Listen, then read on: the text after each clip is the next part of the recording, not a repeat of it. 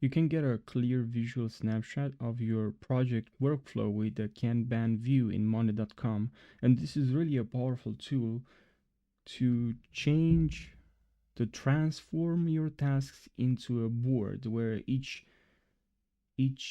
step or stage of completing or completion of that task or that dedicating column, you'll be able to see like your cards, your tasks more like between your columns, providing like a real-time picture of your progress.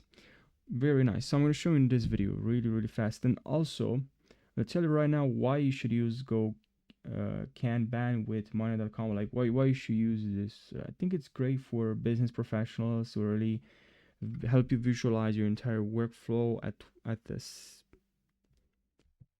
and not at once, but at a glance. And you'll see exactly where tasks and which task stands out, and you can identify potential problems before you move with your next project. So where you're gonna have to go, you're gonna have to click on this plus here, and then here you should see Kanban. If you don't see, click on explore more views, and then here write just Kanban, and then here you see a way to view your board with card and list in a pipeline. So I'm just gonna click on open in board, and then here we have this view we all wanted.